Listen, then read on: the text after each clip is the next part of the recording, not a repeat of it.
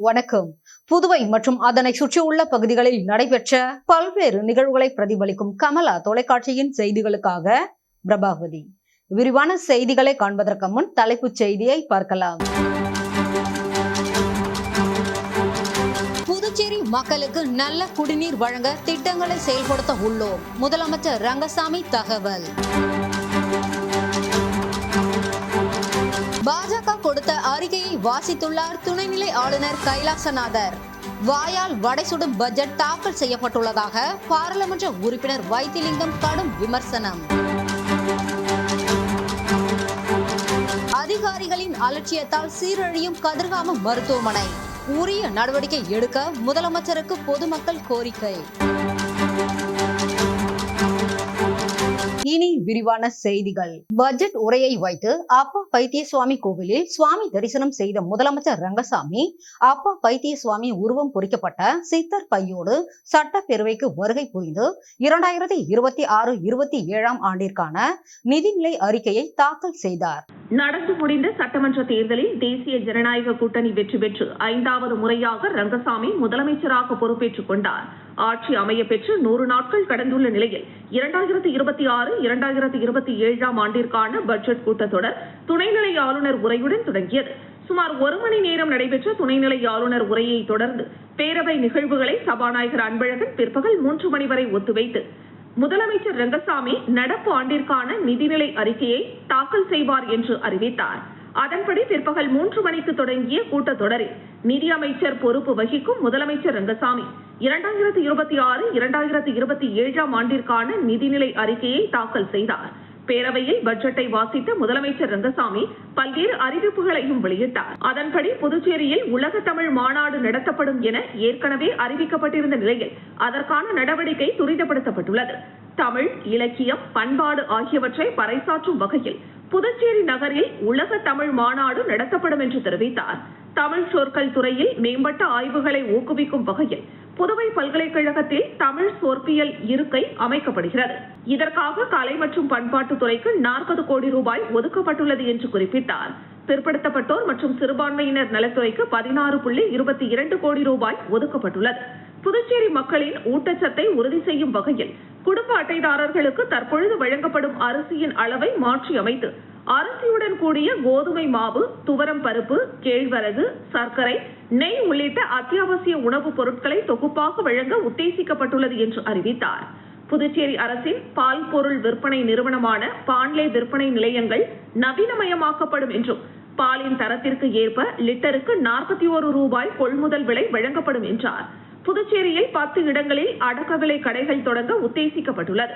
இதில் உளுத்தம்பருப்பு, சர்க்கரை, சமையல் எண்ணெய் உள்ளிட்டவை குறைந்த விலையில் விற்பனை செய்யப்படும். மின்சாரத்தை சேகரிக்கும் வகையில் 150 கோடி ரூபாய் செலவில் 50 மெகாவாட் திறன் கொண்ட மின் சேமிப்பு அமைப்பு உருவாக்கப்படும். இதன் மூலம் மின்சாரத்தை சேமிக்கும் அமைப்பு மூலமாக மின்சாரம் தடையில்லாமல் கொடுக்க நடவடிக்கை எடுக்கப்படும். புதுச்சேரியில் அரசு மற்றும் அரசு உதவி பெறும் உயர்கல்வி நிறுவனங்களில் பயிலும் அனைத்து மாணவர்களுக்கும் இலவச போக்குவரத்து வசதி ஏற்படுத்தப்படும். மீன்வளத்துறைக்கு 178 கோடி ரூபாய் நிதி ஒதுக்கப்பட்டுள்ளதாகவும் அதன்படி புதிதாக 1000 மீனவ சமுதாயத்தை சேர்ந்த முதியவர்களுக்கு உதவித்தொகை வழங்கப்படும். விசைப்படகு மற்றும் நாட்டுப்படகு வைத்திருக்கும் மீனவர்களுக்கு 7500 ரூபாய் மதிப்புள்ள குளிரூட்டும் பெட்டிகள் இலவசமாக வழங்கப்படும். இளைஞர்களின் வேலைவாய்ப்பு திறனை மேம்படுத்தும் வகையில் தகவல் தொழில்நுட்பம் மற்றும் தகவல் தொழில்நுட்ப சேவை நிறுவனங்கள் மூலம் 150 இளைஞர்களுக்கு மாதம் 10,000 ரூபாய் உதவி தொகையுடன் 12 மாத காலம் டிஜிட்டல் பயிற்சி வழங்கப்படும் எனவும் முதலமைச்சர் ரங்கசாமி பேரவையில் தெரிவித்தார். புதுச்சேரியில் 9 மற்றும் 10ஆம் வகுப்பு படிக்கும் அரசு பள்ளி மாணவர்களுக்கு கையடக்க, கணினி மற்றும் புதுச்சேரியில் பிறக்கும் குழந்தைகளுக்கு 3000 ரூபாய் பரிசு தொகுப்பு வழங்கப்படும் என்றும் முதலமைச்சர் ரங்கசாமி சட்டப்பேரவையில் அறிவித்தார். புதுச்சேரி கடலூர் உயர்மறை மாவட்டத்தின் சார்பில் பாரிஸ் மறைபரப்பு சபையினர் புதுச்சேரிக்கு வருகை புரிந்த 250வது ஆண்டு நினைவு பெருவிழாவை முன்னிட்டு பாரிஸ் மறைபரப்பு குருக்கள் செய்த அரும் பணிகளை நினைவு கூறும் கண்காட்சியை துணைநிலை ஆளுநர் கைலாசநாதர் துவக்கி வைத்தார். புதுவை கடலூர் உயர் மறை மாவட்டத்தின் சார்பாக பாரிஸ் மறைபரப்பு சபையினர் புதுவை மண்ணிற்கு நற்செய்தி பணிக்காக வருகை தந்த 250வது ஆண்டின் நினைவு பெருவிழாவை கொண்டாடி வருகிறது. புதுச்சேரி துணைநிலை ஆளுநர் கைலாஷ்நாதன் தலைமை விருந்தினராக கலந்து கொண்டு குத்துவிளக்கேற்றி தொடங்கி வைத்து பாரிஸ் மறைபரப்பு குருக்கள் செய்த அரும் பணியை நினைவு கூறுகின்ற விதமாக உருவாக்கப்பட்டுள்ள கண்காட்சியை திறந்து வைத்தார். பெத்தி செமினார் மேல்நிலைப் பள்ளியில் 3 நாட்கள் நடைபெறும் கண்காட்சி காலை 11 மணி முதல் மாலை 4:30 மணி வரை பொதுமக்கள் பார்வைக்கு அனுமதிக்கப்படும். இந்த நிகழ்வில் பாரிஸ் மறைபரப்பு சபை தலைவர் வின்சென்ட் செனகல், மும்பை மேனாள் பேராயர் ஆஸ்வால்ட் கர்தினால் கிராசியா, மும்பை பேராயர் ஜான் ரோட்ரிக்ஸ், சேலம் மறைமாவட்ட ஆயர் ராயப்பன், பிரெஞ்சு அரசின் துணை தூதர் எட்டினன் ரொனால்ட் பிக்யூ மற்றும் சபையில் பணியாற்றும் தமிழக குருக்களும் ஏனைய குருக்களும் அருட் சகோதரிகளும் கலந்து கொண்டு சிறப்பித்தனர். இந்த நிகழ்வை புதுவை கடலூர் உயர் மறைமாவட்ட பேராயர் பிரான்சிஸ் கலிஸ்ட் வழிநடத்த அருள் தந்தையர்கள் பாஸ்கல் ராஜ், ஆரோக்கியராஜ் ஆகியோர் நிகழ்வை ஒருங்கிணைத்தனர். கண்காட்சியின் சிறப்பம்சங்கள் குறித்து விரிவாக பெத்தி செமினார் மேல்நிலைப்பள்ளி முதல்வர் ஆரோக்கியராஜ் சபையோருக்கு விளக்கினார். துணைநிலை ஆளுநர் தலைமையுரை ஆற்றும் போது இந்த நிகழ்வு ஒரு ஆன்மீக மறுமலர்ச்சியின் நிகழ்வு என்றும், இந்த நிகழ்வு கடந்த காலத்தை நினைவு கூர்வது மட்டுமல்ல, எதிர்காலத்தில் குருக்களின் மேன்மையான கலாச்சாரத்தை நாம் கற்றுக்கொள்ள வேண்டும் என்றும் கூறினார். புதுச்சேரி உள்ளூர் தொலைக்காட்சி உரிமையாளர்கள் லட்சிய ஜனநாயக கட்சி தலைவரும் காமராஜர் நகர் தொகுதி சட்டமன்ற உறுப்பினருமான ஜோஸ் சார்லஸ் மார்டினை மரியாதை நிமித்தமாக சந்தித்தனர். லட்சிய ஜனநாயக கட்சியின் தலைவரும் காமராஜ் நகர் தொகுதியின் சட்டமன்ற உறுப்பினருமான ஜோஸ் சார்லஸ் மார்டினை புதுச்சேரி உள்ளூர் தொலைக்காட்சி உரிமையாளர்கள் லட்சிய ஜனநாயக கட்சியின் மாநில செயலாளர் ரவி ராஜாராம் தலைமையில் ரெட்டியார்பாளையம் பகுதியில் உள்ள லட்சிய ஜனநாயக கட்சியின் தலைமை அலுவலகத்தில் மரியாதை நிமித்தமாக சந்தித்து பேசினர். சட்டசபை நிகழ்வை சட்டக்கல்லூரி மாணவர்கள் நேரில் பார்வையிட்டனர். புதுச்சேரி சட்டசபையில் சட்டமன்ற கூட்டத்தொடர் நடைபெற்று வருகிறது. முதலமைச்சர் ரங்கசாமி நேற்று பட்ஜெட்டை தாக்கல் செய்த நிலையில் இன்று துணைநிலை ஆளுநரின் உரைக்கு நன்றி தெரிவிக்கும் தீர்மானத்தின் மீதான விவாதம் நடைபெற்றது. இதனை நேரில் காண கல்லூரி மாணவர்கள் சட்டசபைக்கு வருகை தந்தனர். குறிப்பாக சட்டக்கல்லூரி மாணவர்கள் சட்டமன்ற நடவடிக்கைகளை ஆர்வத்துடன் பார்வையிட்டனர்.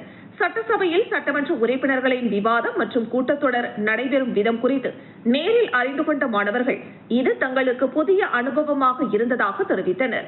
மேலும் புதுச்சேரி சட்டசபையில் சட்டமன்ற நடவடிக்கைகள் எவ்வாறு நடைபெறுகின்றன என்பதை நேரில் பார்த்து தெரிந்து கொண்டதாகவும் கூறினர். பாஜக கொடுத்த அறிக்கையை தான் புதுச்சேரி துணைநிலை ஆளுநர் கைலாசநாதர் வாசித்ததாகவும், ரங்கசாமி தாக்கல் செய்த பட்ஜெட் வாயால் வடைசுடும் பட்ஜெட் என காங்கிரஸ் கட்சியின் மாநில தலைவரும் பாராளுமன்ற உறுப்பினருமான வைத்திலிங்கம் கடுமையாக விமர்சனம் செய்துள்ளார். தனது அலுவலகத்தில் செய்தியாளர்களை சந்தித்த பாராளுமன்ற உறுப்பினரும் காங்கிரஸ் மாநில தலைவருமான வைத்திலிங்கம், புதுச்சேரி சட்டப்பேரவையில் என்ஆர் காங்கிரஸ் பாஜக கூட்டணி ஆட்சியின் சார்பில் வரவு செலவு அறிக்கை மற்றும் ஆளுநர் உரை இடம்பெற்றது.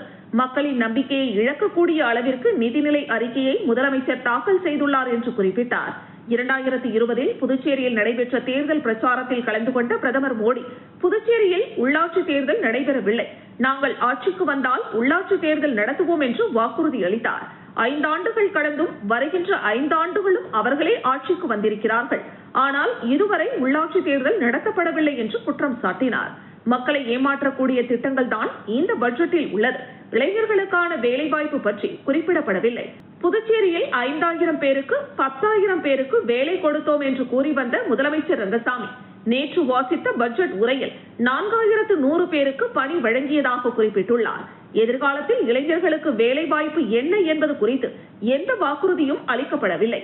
கடந்த ஆட்சியின் போது சர்க்கரை ஆலைகளை செயல்படுத்துவோம், பஞ்சாலைகளை திறப்போம் என்று கூறினர். எந்தவித முன்னேற்றமும் இல்லை. ரங்கசாமி தாக்கல் செய்த பட்ஜெட் வாயால் வடை சுடும் பட்ஜெட்டாகத்தான் உள்ளது. புதுச்சேரியில் மத்திய அமைச்சர் நிதின் கட்காரி 1000 கோடி ரூபாய்க்கு திட்டங்கள் கொண்டுவரப்படும் என்று அறிவித்தார். ஆனால் 430 கோடி ரூபாயில் மேம்பாலம் வருகிறது என்றால் மீதமுள்ள 500 கோடி ரூபாய் என்ன ஆனது என்று கேள்வி எழுப்பினார். கடலோர மீனவ கிராமங்களில் கடல் அரிப்பு அதிக அளவில் உள்ளது. இதற்கான எந்த ஒரு தீர்வும் பட்ஜெட்டில் காணப்படவில்லை என குற்றம் சாட்டினார். தமிழகத்தில் நெல், கரும்பு, பருத்திக்கு கூடுதல் விலை அறிவிக்கிறார்கள். ஆனால் புதுச்சேரியில் காங்கிரஸ் ஆட்சியில் சொன்ன அதே நிலைப்பாடுதான் என்ஆர் காங்கிரஸ் ஆட்சியிலும் உள்ளது. விவசாயிகளுக்கு ஏதாவது நன்மை செய்யுமா இந்த அரசு என்றால் ஏதும் இல்லை. குறுவை சாகுபடி பற்றியோ சம்பா சாகுபடி பற்றியோ கண்டுகொள்ளவில்லை. யாருக்குமே பயன்படாத திட்டங்கள் அறிவிக்கப்பட்டுள்ளது. இது ஏமாற்று திட்டம். மாடு, ஆடு லோன் ரத்து செய்யப்பட்டுள்ளது. கோழி லோன் மட்டுமே உள்ளது என்று விமர்சித்தார். நேரமே இல்லை, உடனடியாக பட்ஜெட் தாக்கல் செய்ய வேண்டும். தற்காலிக சபாநாயகரை வைத்து பட்ஜெட் தாக்கல் செய்ய வேண்டும். விவாதங்கள் செய்ய நேரமில்லை என்றெல்லாம் அவசர கதியில் பட்ஜெட் தாக்கல் செய்யப்பட்டுள்ளது. புதுச்சேரியில் நடப்பது என்ஆர் அரசாங்கம் என்று சொல்ல வேண்டாம், பாஜகவின் நமச்சிவாயம் அரசாங்கம் என்று சொல்ல வேண்டும். அதுதான் பொருத்தமாக இருக்கும். பாஜக கொடுத்த அறிக்கையை தான் ஆளுநர் உரையாக படித்திருக்கிறார். பாஜகவின் முழுமையான அரசு புதுச்சேரியில் நடைபெறுகிறது. நமச்சிவாயத்தின் ஆட்சிதான் நடைபெறுகிறது. நேரம் வரும்போது கணக்கு தீர்க்க வேண்டும் என முதலமைச்சர் கூறி வந்த நிலையில் முதலமைச்சரை நமச்சிவாயம் கணக்கு தீர்த்து விட்டார் என்றுதான் சொல்ல வேண்டும். அமைச்சர்கள் சரியாக அவரது அலுவலகத்தில் அமர முடியவில்லை, சபாநாயகர் நியமிக்க முடியவில்லை, துணை சபாநாயகர் போட முடியவில்லை. கூட்டணி கட்சியின் சண்டை வெளிச்சத்திற்கு வந்துள்ளது என்று குறிப்பிட்ட அவர், இந்த ஆட்சி நிலைக்குமா என்று மக்கள் கேள்வி கேட்டு வருகின்றனர் என்று கடுமையாக விமர்சித்தார். கூட்டணிக்குள் சண்டை போடுவது போல் போட்டுக்கொண்டு வேலையை முடித்துக் கொள்கிறார்கள். பாஜகவின் தலைமை அலுவலகம் இந்திரா காந்தி சிலை அருகே இல்லை, பீச் ஓரம் தான் உள்ளது. இப்போது இருக்கின்ற பாஜக தலைவர் ராமலிங்கம் கிடையாது, துணைநிலை ஆளுநர் கைலாஷ்நாதன் தான் தலைவர் என்று அடுக்கடுக்காக குற்றம் சாட்டிய வைத்தியலிங்கம், நாடாளுமன்றத்தில் எதிர்க்கட்சிகளை பார்த்தாலே பாஜக பயப்படுகிறது. முன்சீட்டில் கூட யாரும் இருப்பதில்லை.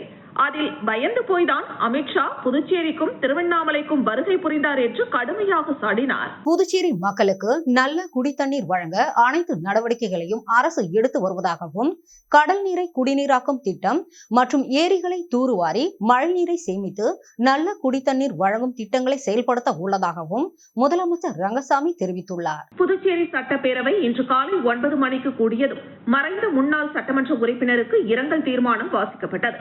அதனைத் தொடர்ந்து ஆளுநர் உரை மீது நன்றி தெரிவிக்கும் தீர்மானம் மீதான விவாதம் நடைபெற்றது. இதில் புதிதாக தேர்வு செய்யப்பட்ட சட்டமன்ற உறுப்பினர்கள் தங்களது முதல் கன்னி பேச்சை பேசினர்.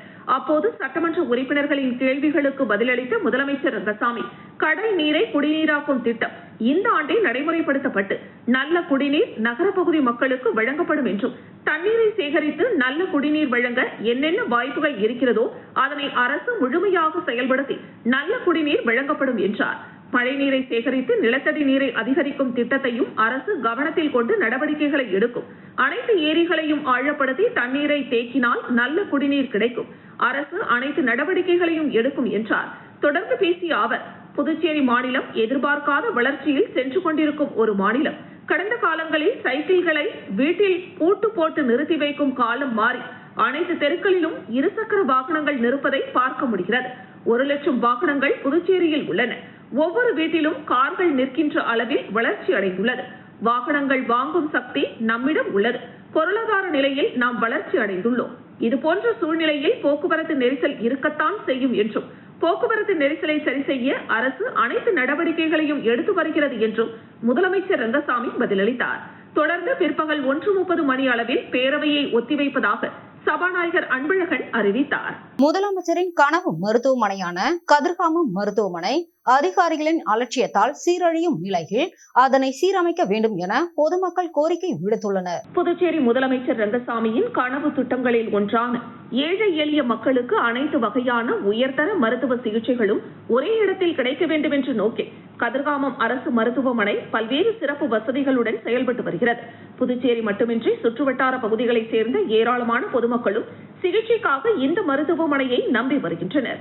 ஆனால் மருத்துவமனையில் பணியாற்றும் சில அதிகாரிகள், ஊழியர்கள் மற்றும் மருத்துவ பணியாளர்களின் அலட்சிய போக்கு காரணமாக மருத்துவமனையின் செயல்பாடுகளும் பராமரிப்பும் பாதிக்கப்படுவதாக பொதுமக்கள் குற்றம் சாட்டுகின்றனர். மருத்துவமனையில் போதிய பணியாளர்கள் இருந்தும் சிலர் முறையாக பணிக்கு வருவதில்லை என்றும், இதனால் பணியில் இருக்கும் ஊழியர்களுக்கும் நோயாளிகளுக்கும் கூடுதல் சிரமம் ஏற்படுவதாகவும் பொதுமக்கள் தெரிவிக்கின்றனர். மேலும் மருத்துவமனை வளாகம் மற்றும் நோயாளிகளுக்கான அடிப்படை வசதிகள் முறையாக பராமரிக்கப்படாததால் சிகிச்சைக்காக வரும் ஏழை எளிய மக்கள் அதிருப்தி அடைந்து வருகின்றனர். முதலமைச்சரின் கனவு திட்டம் அதிகாரிகளின் அலட்சியத்தால் கேள்விக்குறியா என்ற கேள்வியும் பொதுமக்கள் மத்தியில் எழுந்துள்ளது. முதலமைச்சர் ரங்கசாமியே சுகாதாரத்துறையையும் கவனித்து வரும் நிலையில் கதிர்காமம் அரசு மருத்துவமனையின் தற்போதைய நிலை குறித்து நேரடியாக ஆய்வு செய்து மருத்துவர்கள், செவிலியர்கள், அதிகாரிகள் மற்றும் அனைத்து நிலை ஊழியர்களும் முறையாக பணிக்கு வருவதை உறுதி செய்ய வேண்டும் என பொதுமக்கள் கோரிக்கை விடுத்துள்ளனர். மேலும் மருத்துவமனையின் தூய்மை, பராமரிப்பு, நோயாளிகளுக்கான அடிப்படை வசதிகள் மற்றும் மருத்துவ சேவைகள் குறித்து திடீர் ஆய்வு நடத்தி குறைபாடுகள் இருந்தால் உடனடியாக சரி செய்ய நடவடிக்கை எடுக்க வேண்டும் என்றும் வலியுறுத்தியுள்ளனர். முதல்வரின் கனவு மருத்துவமனையாக உருவாக்கப்பட்ட கதிர்காம மருத்துவமனை ஏழை எளிய மக்களுக்கு உண்மையான நம்பிக்கையாக திகழ வேண்டும் என்பதே பொதுமக்களின் எதிர்பார்ப்பாக உள்ளது. முதலமைச்சர் ரங்கசாமி இந்த விவகாரத்தில் உடனடி நடவடிக்கை எடுக்க வேண்டும் என்பதே பொதுமக்களின் முக்கிய கோரிக்கையாக உள்ளது. சட்டப்பேரவையில் துணைநிலை ஆளுநர் நிகழ்த்திய தொலைநோக்கு வளர்ச்சி உரையை போற்றுவதாகவும் மக்கள் நலனுக்காக அரசு கொண்டு வரும் அனைத்து நலத்திட்ட பணிகளுக்கும் தனது ஆதரவை தெரிவிப்பதாகவும் லட்சிய ஜனநாயக கட்சி தலைவரும் காமராஜர் நகர் தொகுதி சட்டமன்ற உறுப்பினருமான ஜோஸ் சார்லஸ் மார்டின் தெரிவித்துள்ளார். புதுச்சேரி சட்டப்பேரவையில் உரை நிகழ்த்திய லட்சிய ஜனநாயக கட்சியின் தலைவரும் காமராஜ் நகர் தொகுதியின் சட்டமன்ற உறுப்பினருமான ஜோஸ் சார்லஸ் மார்டின், என்னை வழிநடத்தும் எல்லாம் வல்ல இறைவனுக்கும், என்னை ஈன்ற பெற்றோர்களுக்கும், எனது பாசத்திற்குரிய குடும்பத்திற்கும், அன்பு நண்பர்களுக்கும் என் மனமார்ந்த வணக்கங்களை தெரிவித்துக் கொள்வதாக குறிப்பிட்டார். மக்கள் பணியில் என்னோடு நிற்கும் லட்சிய ஜனநாயக கட்சி நிர்வாகிகள், தொண்டர்கள், நமது தேசிய ஜனநாயக கூட்டணி தலைவர்கள் மற்றும் நிர்வாகிகள், நமது தேசத்தை வழிநடத்தும் இந்திய பிரதமர் நரேந்திர மோடி, மத்திய உள்துறை அமைச்சர் அமித்ஷா, மத்திய அமைச்சர் மன்சுக் மாண்டவியா மற்றும் தேசிய தலைவர்களுக்கும் எனது நன்றியை தெரிவித்துக் கொள்வதாக குறிப்பிட்டார். அதேபோல் புதுச்சேரியின் முதலமைச்சர் ரங்கசாமி மற்றும் எனக்காக தனது தொகுதியை விட்டுக் கொடுத்து என்னை வெற்றி பெற செய்ய பேருதவி புரிந்த ஜான்குமார் அவர்களுக்கும் எனது மனமார்ந்த நன்றிகளை உரித்தாக்குவதாகவும், என் மீது முழு நம்பிக்கை வைத்து என்னை வெற்றி பெற செய்து இந்த மாமன்றத்திற்கு அனுப்பி வைத்த என் அன்பிற்குரிய காமராஜ் நகர் தொகுதி மக்களுக்கும், இந்த அவையில் உள்ளிருக்கும் அனைத்து சட்டமன்ற உறுப்பினர்களுக்கும் என் பணிவான நன்றிகள் என குறிப்பிட்டார். இயற்றலும் ஈட்டலும் காத்தலும் காத்து வகுத்தலும் வல்லதரசு என்ற ஐயன் திருவள்ளுவரின் வாக்கிற்கிணங்க வருவாயை பெருக்கி நாட்டை பாதுகாத்து மக்கள் நலனுக்காக நிதியை சரியாக பிரித்து செலவிடும் ஒரு சிறந்த நல்லாட்சிக்கு வழிகாட்டியாக மாண்புமிகு துணைநிலை ஆளுநர் அவர்களின் உரை இந்த அவையில் அமைந்திருந்ததாகவும், நமது மாநில வளர்ச்சி விகிதம் -2.21% இருந்து 8.12% உயர்ந்துள்ளதாகவும் குறிப்பிட்டார். மக்களின் சராசரி ஆண்டு வருமானம் 3,44,926 ரூபாயாக அதிகரித்துள்ளது. அரசின் மொத்த வரவு 13,397 கோடி ரூபாயாக உயர்ந்திருக்கிறது. கட்டமைப்பு பணிகளுக்கான மூலதன செலவு 765 கோடி ரூபாயாக உயர்ந்துள்ளது. உட்கட்டமைப்பில் பெரிய விமானங்கள் வந்து செல்லும் வகையில் 4,800 கோடி ரூபாய் மதிப்பீட்டில் விமான நிலைய விரிவாக்க பணிகள் தீவிரமாக நடக்கின்றன. போக்குவரத்து நெரிசலை குறைக்க நடேசன் நகர் முதல் முள்ளோடை வரை மேம்பால பணிகளும், பழைய துறைமுகத்தில் நியூ ஃபெரி டெர்மினல் அமைக்கப்பட உள்ளன. சுற்றுலாவை மேம்படுத்த வரலாற்று சிறப்புமிக்க அரிக்கமேடு பகுதியும், கடற்கரையை அழகுபடுத்தும் பாண்டி நெக்லஸ் திட்டமும் முன்னெடுக்கப்படுகின்றன. தேசிய வளர்ச்சி வங்கி நிதி உதவியுடன் 4,750 கோடி ரூபாய் மதிப்பீட்டில் ஒருங்கிணைந்த நகர்ப்புற வாழ்வாதார மேம்பாட்டு திட்ட வசதியும், கரசூர் மற்றும் தட்டாஞ்சாவடி தொழில் மண்டலங்கள் மூலம் 70,000 வேலை வாய்ப்புகளும் உறுதி செய்யப்படுகின்றன. அதேபோல் அடித்தட்டு மக்களின் நலனை காக்க குடும்ப தலைவிகளுக்கான மாதாந்திர உதவித்தொகை மற்றும் பெண்களின் ஊட்டச்சத்து, சுயதொழில் வாய்ப்புகளுக்கு முழு முன்னுரிமை அளிக்கப்பட்டு வருகிறது. மீனவ குடும்பங்களுக்கான தடைக்கால நிவாரணம் 6,500 ரூபாயாக உயர்வு மற்றும் 30,000 விவசாயிகளுக்கு 100% இலவச மும்முனை மின்சாரம் தொடர்ந்து வழங்கப்படுகிறது. 1.10 லட்சம் பள்ளி மாணவர்களுக்கான ஊட்டச்சத்து உணவு மற்றும் விளிம்பு நிலை முதியோர்களுக்கான மருத்துவ பாதுகாப்பு முழுமையாக உறுதி செய்யப்பட்டுள்ளது. மாண்புமிகு துணைநிலை ஆளுநர் அவர்களின் இந்த தொலைநோக்கு வளர்ச்சி உரையை போற்றி புதுச்சேரி மக்களின் நலனுக்காக அரசு மேற்கொண்டு வரும் இந்த அனைத்து நலத்திட்ட பணிகளுக்கும் தனது நெஞ்சார்ந்த ஆதரவையும் வாழ்த்துகளையும் தெரிவித்துக் கொண்டு என் உரையை நிறைவு செய்வதாக லட்சிய ஜனநாயக கட்சியின் தலைவரும் காமராஜ் நகர் தொகுதியின் சட்டமன்ற உறுப்பினருமான ஜோஸ் சார்லஸ் மார்டின் தெரிவித்தார். பாரதிதாசன் அரசினர் மகளிர் கல்லூரி மாணவர்கள் பூக்கோலம் போட்டு ஓணம் பண்டிகையை மிக சிறப்பாக கொண்டாடினர். புதுச்சேரி பாரதிதாசன் அரசினர் மகளிர் கல்லூரியில் பிரெஞ்சு துறை சார்பில் ஓணம் பண்டிகை வெகு விமரிசையாக கொண்டாடப்பட்டது. கேரள பாரம்பரியத்தை பறைசாற்றும் வகையில் மாணவிகள் வண்ணமயமான பூக்கோளம் அமைத்து புத்தாடை அணிந்து ஓணம் கொண்டாட்டத்தில் உற்சாகமாக பங்கேற்றனர். மேலும் பல்வேறு போட்டிகள் நடத்தப்பட்டதுடன் பாரம்பரிய நடனங்கள் உள்ளிட்ட கலை நிகழ்ச்சிகளும் நடைபெற்றன. மாவேலி மன்னரின் வரவை எதிர்நோக்கும் வகையில் நடைபெற்ற ஓணம் விழா கல்லூரி வளாகத்தையே கேரள பண்டிகை களமாக மாற்றியது. மாணவிகளின் நடனங்கள் மற்றும் வண்ணமயமான பூக்கோளங்கள் பார்வையாளர்களை வெகுவாக கவர்ந்தன. விழாவிற்கு கல்லூரி முதல்வர் முனைவர் மதிவாணன் தலைமை தாங்கினார். பிரெஞ்சு துறை பேராசிரியர்கள் சரவணன், திருவேங்கடம் மற்றும் நித்யா ஆகியோர் விழா ஏற்பாடுகளை முன்னின்று சிறப்பாக செய்திருந்தனர். விழாவில் பிரெஞ்சு துறையை சேர்ந்த 100க்கும் மேற்பட்ட மாணவிகள் கலந்து கொண்டு ஓணம் பண்டிகையை உற்சாகமாக கொண்டாடினர். தமிழக முதலமைச்சர் விஜய் விவசாயிகளின் கடனை தள்ளுபடி செய்தது போல புதுச்சேரியிலும் தள்ளுபடி செய்ய வேண்டும் என சட்டமன்ற உறுப்பினர் ராமு கோரிக்கை விடுத்துள்ளார். புதுச்சேரி சட்டப்பேரவையில் துணைநிலை ஆளுநர் உரைக்கு நன்றி தெரிவிக்கும் தீர்மானத்தின் மீதான விவாதத்தில் மணவெளி தொகுதியின் சட்டமன்ற உறுப்பினர் ராமு பேசுகையில், தனது கட்சி தலைவர் மற்றும் தமிழக முதலமைச்சர் ஜோசப் விஜய் விவசாயிகளின் நலனை கருத்தில் கொண்டு 1 லட்சம் ரூபாய் வரையிலான விவசாய கடனை தள்ளுபடி செய்துள்ளதாக குறிப்பிட்டார். அதேபோல் புதுச்சேரி விவசாயிகளுக்கும் கடன் தள்ளுபடி செய்ய வேண்டும் என வலியுறுத்தினார். மேலும் புதுச்சேரியில் விவசாயம், மீன்பிடி மற்றும் வியாபாரம் முக்கிய தொழிலாக உள்ள நிலையில் இந்த துறைகளை சேர்ந்தவர்களுக்கு ஆயுள் மற்றும் மருத்துவ காப்பீட்டு திட்டம் வழங்க வேண்டும் என கோரிக்கை விடுத்தார். அவசர சிகிச்சை நேரங்களில் தனியார் மருத்துவமனைகளில் அதிக தொகை செலுத்த வேண்டிய நிலை இருப்பதால் கேஷ்லெஸ் ட்ரீட்மெண்ட் வசதியை ஏற்படுத்த வேண்டும் என்றார். புதுச்சேரியில் முடக்கப்பட்டு கிடக்கும் AFT, ரோடியர் மற்றும் பாரதி, சுதேசி மில் போன்ற தொழிற்சாலை வளாகங்களில் IT பார்க் மற்றும் டெக்ஸ்டைல் மேனுபேக்சரிங் பார்க் அமைத்து உள்ளூர் பட்டதாரி இளைஞர்களுக்கும் குறிப்பாக பெண்களுக்கும் வேலைவாய்ப்பு உருவாக்க வேண்டும் என்றும் சட்டமன்ற உறுப்பினர் ராமு வலியுறுத்தினார். மேலும் மணவெளி தொகுதி சுற்றுலாத்துறையின் முக்கிய மையமாக விளங்குவதால் theme park, adventure park, water sports park போன்ற புதிய சுற்றுலா திட்டங்களுக்கு 50% கேபிட்டல் சப்சிடி வழங்கும் திட்டத்தை மீண்டும் கொண்டு வர வேண்டும் என்றும், புதிய பிராண்டட் ஹோட்டல்ஸ் அமைக்க 25% கேபிட்டல் சப்சிடி வழங்க அரசு பரிசீலிக்க வேண்டும் என்றும் கேட்டுக்கொண்டார். சுற்றுலா வளர்ச்சி, முதலீடு, வேலைவாய்ப்பு, அரசின் வருவாய் என்ற 4 அம்சங்களையும் ஒருங்கிணைத்து புதுச்சேரியின் எதிர்கால சுற்றுலா கொள்கையை உருவாக்க வேண்டும் என்றும் சட்டப்பேரவையில் சட்டமன்ற உறுப்பினர் ராமு வலியுறுத்தியுள்ளார். அபிஷேகப்பாக்கம் பகுதியில் தேசிய மக்கள் விடுதலை கழகத்தின் நிர்வாகிகள் ஆலோசனை கூட்டம் நடைபெற்றது. புதுச்சேரி மாநிலம் மணவெளி சட்டமன்ற தொகுதிக்குட்பட்ட அபிஷேகப்பாக்கம் பகுதியில் தேசிய மக்கள் விடுதலை கழகத்தின் நிர்வாகிகள் ஆலோசனை கூட்டம் தலைவர் ரோக அருள்தாஸ் தலைமையில் நடைபெற்றது. இந்த கூட்டத்தில் தலைவர் ரோக அருள்தாஸ் ஆலோசனை கூட்டத்திற்கு தலைமை தாங்கினார்.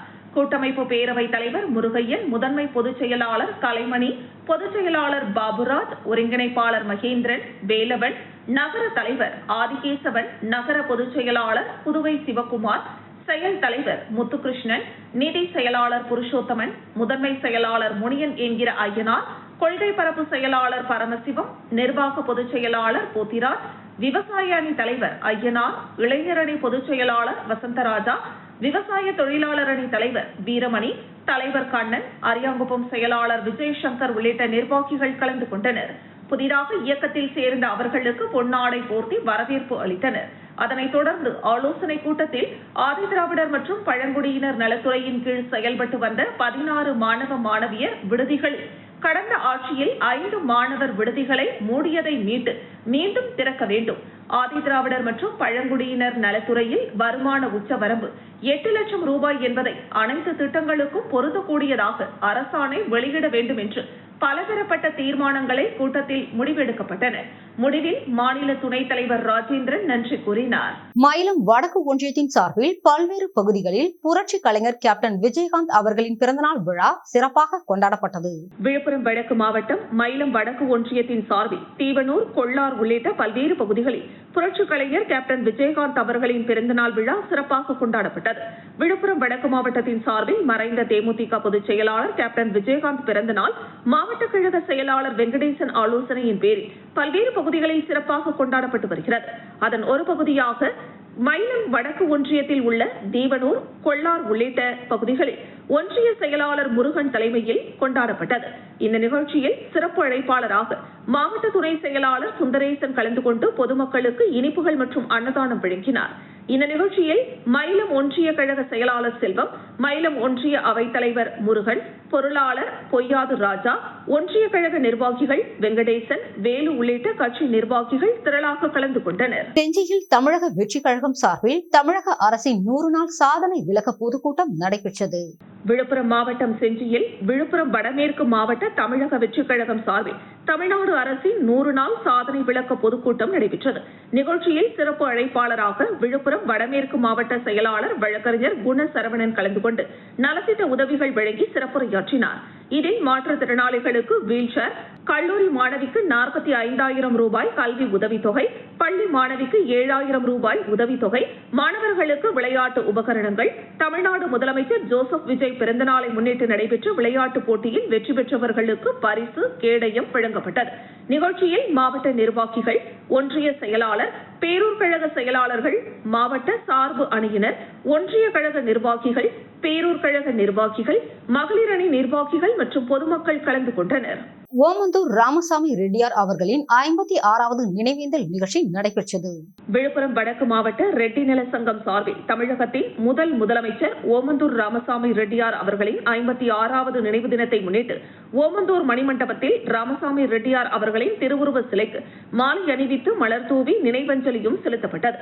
இந்த நிகழ்வில் மாவட்ட செயலாளர் வழக்கறிஞர் ஜெயபிரகாஷ், மாவட்ட பொருளாளர் துரைராஜ், நிர்வாகிகள் ராமமூர்த்தி, தியாகராஜன், பாபு, தர்மசிவம், ஆனந்த் பாபு, சக்திவேல் உள்ளிட்ட ரெட்டி நலசங்க நிர்வாகிகள் கலந்து கொண்டனர். தொடர்ந்து ஓமந்தூர் ராமசாமி ரெட்டியார் அவர்களின் நினைவு தினத்தை முன்னிட்டு திண்டிவனம் மேம்பாலம் கீழ் பொதுமக்களுக்கு அன்னதானம் வழங்கப்பட்டது. மரக்காணம் தமிழக வெற்றிக் கழகம் சார்பில் 100 நாள் சாதனை விளக்க பொதுக்கூட்டம் நடைபெற்றது. விழுப்புரம் வடகிழக்கு மாவட்டம் மரக்காணம் கிழக்கு ஒன்றிய தமிழக வெற்றிக் கழகம் சார்பில் 100 நாள் சாதனை விளக்க பொதுக்கூட்டம் மரக்காணம் பேருந்து நிலையம் அருகில் நடைபெற்றது. இந்த கூட்டத்திற்கு மரக்காணம் கிழக்கு ஒன்றிய செயலாளர் முத்துராஜ் தலைமை தாங்கினார். மரக்காணம் பேரூர் கழக செயலாளர் மதன் என்கிற மகரராஜ் முன்னிலை வகித்தார். இந்த நிகழ்ச்சியில் சிறப்பு அழைப்பாளராக விழுப்புரம் வடகிழக்கு மாவட்ட செயலாளர் சக்திவேல் கலந்து கொண்டு தமிழக வெற்றிக் கழகத்தில் 100 நாள் சாதனைகள் மற்றும் கட்சியின் வளர்ச்சி திட்ட பணிகள் குறித்து பேசினார். இந்த நிகழ்ச்சியில் மரக்காணம் கிழக்கு ஒன்றிய இணை செயலாளர் வினோத், பொருளாளர் கார்த்திக், துணை செயலாளர்கள் ராஜா, முத்து, நடராஜ், பேரூர் கழக இளைஞரணி அமைப்பாளர் தமிழரசன், இணை செயலாளர் மணிகண்டன், பொருளாளர் சிராஜுதீன், துணை செயலாளர் வளவன் உட்பட கட்சியின் பல்வேறு அமைப்புகளை சேர்ந்த மாவட்ட, ஒன்றிய, பேரூர் கழக நிர்வாகிகள் திரளாக கலந்து கொண்டனர். திண்டிவனம் நகர தேமுதிக சார்பில் மறைந்த கேப்டன் விஜயகாந்த் அவர்களின் பிறந்தநாள் விழா கொண்டாடப்பட்டது. விழுப்புரம் வடக்கு மாவட்டத்தின் சார்பில் மறைந்த தேமுதிக பொதுச் செயலாளர் கேப்டன் விஜயகாந்த் பிறந்தநாள் மாவட்ட கழக செயலாளர் வெங்கடேசன் ஆலோசனையின் பேரில் பல்வேறு பகுதிகளில் சிறப்பாக நடைபெற்றது. இதன் ஒரு பகுதியாக திண்டிவனம் நகர கழகத்தின் சார்பில் மேம்பாலத்தின் கீழ்ப்பகுதியில் நகர கழக செயலாளர் காதர் பாஷா தலைமையில் விஜயகாந்த் பிறந்தநாள் விழா கொண்டாடப்பட்டது. இதில் அலங்கரிக்கப்பட்ட கேப்டன் விஜயகாந்த் திருவுருவ படத்திற்கு மலர் தூவி மரியாதை செலுத்தப்பட்டது. இதனைத் தொடர்ந்து சுமார் 500க்கும் மேற்பட்ட பொதுமக்களுக்கு இனிப்புகள் மற்றும் அசைவ உணவு வழங்கப்பட்டது. இந்த நிகழ்ச்சியில் வெங்கடேசன், கனகராஜ், கோவிந்தராஜ், வகாப், துரை, பாஸ்கர், சக்திவேல், வெற்றிவேந்தன், மாரீஸ்வரன், கண்ணன், பொய்யாது ராஜா, நசீர் பாஷா உள்ளிட்ட ஏராளமானோர் கலந்து கொண்டனர். கடலூர் கிழக்கு மாவட்ட கழக செயலாளரும் முன்னாள் அமைச்சருமான MRK பன்னீர்செல்வம் பிறந்தநாள் விழா திமுக சார்பில் கொண்டாடப்பட்டது. கடலூர் மத்திய ஒன்றிய கழகத்தின் சார்பில் கடலூர் மத்திய ஒன்றிய கழக செயலாளர் மகேஷ் என்கிற ராஜாமணி தலைமையில் ரெட்டிச்சாவடி பகுதியில் கடலூர் கிழக்கு மாவட்ட செயலாளரும் குறிஞ்சிப்பாடி சட்டமன்ற உறுப்பினரும் முன்னாள் வேளாண்மை உழவர் நலத்துறை அமைச்சருமான MRK பன்னீர்செல்வம் பிறந்தநாளை முன்னிட்டு திமுக கட்சியின் கழக கொடியேற்றி பொதுமக்களுக்கு இனிப்புகள் வழங்கி மத்திய உணவாக 1000 நபர்களுக்கு அன்னதானம் வழங்கப்பட்டது. இந்த நிகழ்ச்சியில் தலைமை பொதுக்குழு உறுப்பினர் கோதண்டபாணி, மாவட்ட செயலக அணி துணை அமைப்பாளர் பார்த்திபன், ஒன்றிய இளைஞரணி அமைப்பாளர் சிலம்பரசன், ஒன்றிய தகவல் தொழில்நுட்ப அணி ஒருங்கிணைப்பாளர் பிரசாந்த், இளங்கோவன் மற்றும் மாவட்ட, ஒன்றிய, கிளைக்கழக செயலாளர்கள், அனைத்து நிலை கட்சி பொறுப்பாளர்கள், இளைஞர்கள் மற்றும் பொதுமக்கள் கலந்து கொண்டு MRK பன்னீர்செல்வம் அவர்களின் பிறந்தநாள் விழாவை சிறப்பாக கொண்டாடினர். இந்த நிகழ்ச்சிக்கான ஏற்பாட்டினை கடலூர் மத்திய ஒன்றிய கழக செயலாளர் மகேஷ் என்கிற ராஜாமணி செய்திருந்தார். மீண்டும் தலைப்புச் செய்திகள். புதுச்சேரி மக்களுக்கு நல்ல குடிநீர் வழங்க திட்டங்களை செயல்படுத்த உள்ளோம். முதலமைச்சர் ரங்கசாமி தகவல். பாஜக கொடுத்த அறிக்கையை வாசித்துள்ளார் துணைநிலை ஆளுநர் கைலாசநாதர். வாயால் வடைசுடும் பட்ஜெட் தாக்கல் செய்யப்பட்டுள்ளதாக பாராளுமன்ற உறுப்பினர் வைத்திலிங்கம் கடும் விமர்சனம். அதிகாரிகளின் அலட்சியத்தால் சீரழியும் கதிர்காமம் மருத்துவமனை. உரிய நடவடிக்கை எடுக்க முதலமைச்சருக்கு பொதுமக்கள் கோரிக்கை. இத்துடன் செய்திகள் நிறைவடைகிறது. செய்திகளை உடனுக்குடன் தெரிந்து கொள்ள கமலா தொலைக்காட்சி சமூக வலைதளத்தை பின்பற்றவும். நன்றி, வணக்கம்.